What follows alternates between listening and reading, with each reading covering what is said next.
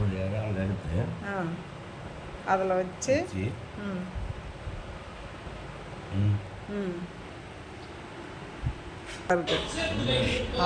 நம்ம மேய்ச்சலில் ஏகேஎம் மீன் கடைக்கு அப்படியே போய் ஒரு ரவுண்ட்ஸ் பார்க்கலான்னு போனேன். அதான் அங்கே பாருங்கள், மீன் ஃப்ரெஷ்ஷாக இருக்குது.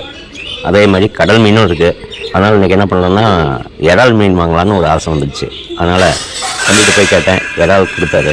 அவரே க்ளீன் பண்ணி கொடுத்தாரு. செம்மையாக க்ளீன் பண்ணி நீட்டாக பண்ணி கொடுத்தாங்க, சூப்பராக. ஆனால் அது வரைக்கும் நான் க்ளீன் பண்ணதை கூட பார்த்ததில்ல, இந்த டைம் தான் பார்த்தேன். செம்மையாக இருந்துச்சு. அவரே க்ளீன் பண்ணி கொடுத்தாரு. அப்புறம் வாங்கிட்டு வீட்டுக்கு கிளம்பி வந்துட்டு வீட்டில் கொண்டு போய் காட்டினோன்னு அவங்க ஒரே பிஸி ஆகிட்டாங்க. என்னது இது வரைக்கும் அவங்களும் பார்த்ததில்ல இறால் மீனை. அதனால் இன்றைக்கி சமைச்சு கொடுக்க சொல்லி அதை செஞ்சு சாப்பிட்டு பார்ப்போம். நான் வந்து அதுக்கு செஞ்சதே இல்லை. கச்சிதமாக நீங்கள் செஞ்சு பார்க்கலாம் அப்படிங்கிறதுனால வாங்கிட்டு வந்திருக்கேன். அதை எப்படி இருக்குன்னு செஞ்சு காட்டுங்க பார்க்கலாம். காட்டுங்க. அடுத்து நிலக்கடலை, கடலக்கொட்டை, கடலக்கொட்டை, நிலக்கடலை. அடுத்து மட்டன், ஒரு 1/4 கிலோ மட்டன். ஓகே.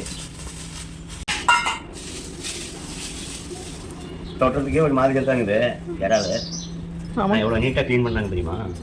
இது பாதி மாதிரி வேஸ்ட் ஆயிடுது. நமக்கு வந்து இதை பார்த்தாலே குப்பைப்புழு ஞாபகம் வருது. இது வரைக்கும் செஞ்சதும் இல்லை, சாப்பிட்டதும் இல்லை, செஞ்சதே கிடையாது. என்னது இறால். இறால் இது ரொம்ப நாளாக வந்து வாங்கணும்னு ஆசையாக இருந்தேன்.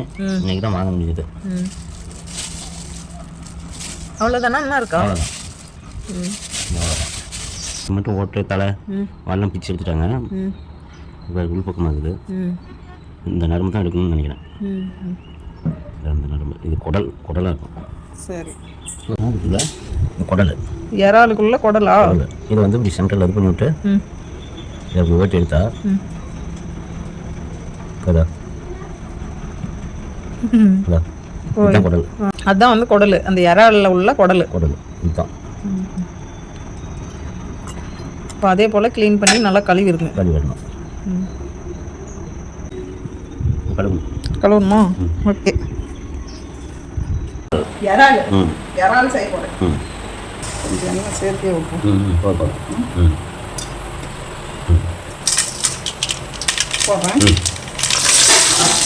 ஃபஸ்ட்டு எண்ணெய் ஊற்றி கடுகு கருவேப்பிலை போட்டு சின்ன வெங்காயம் சேர்த்து அது நல்லா வறுவலாக வணங்கின பின்னாடி இஞ்சி பூண்டு விழுது சேர்த்துட்டேங்க.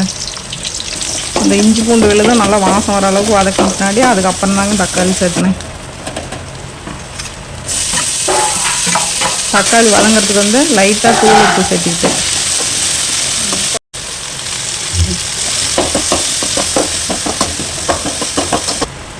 அது கூடவே மஞ்சத்தூள்.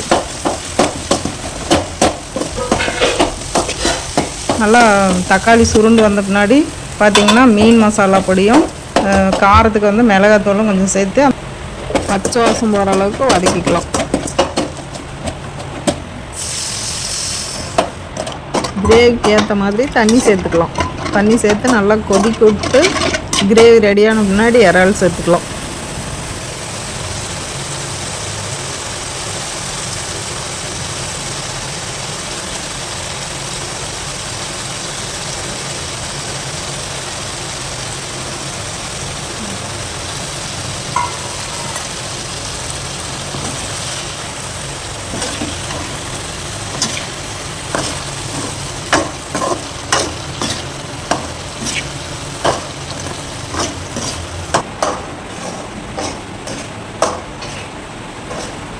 இறால் நல்லா சுருண்டு வெந்து வந்துருச்சுங்க. இனிமேல் இறக்கிடலாம்.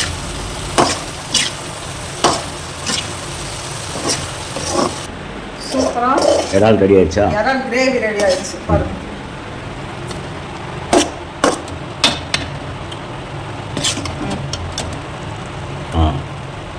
ஓகே,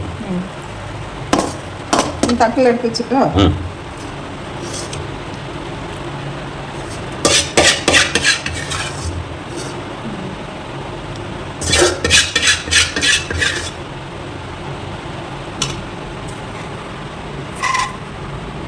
இறால் கிரேவி. கொஞ்சம் சாதம் மட்டும் பேஞ்சு. ஆமாம், அந்த இறால் வணக்கினதுலேயே சாதம் போட்டு பிசைஞ்சு சாப்பிட்டா அந்த சட்டியில் பாண்டில் சட்டியில் அவ்வளோ சூப்பராக இருக்கும். டேஸ்ட் எப்படி இருக்கு? செம்மையாக இருக்குதா? ஒரு இறால் எடுத்து அதில் வச்சு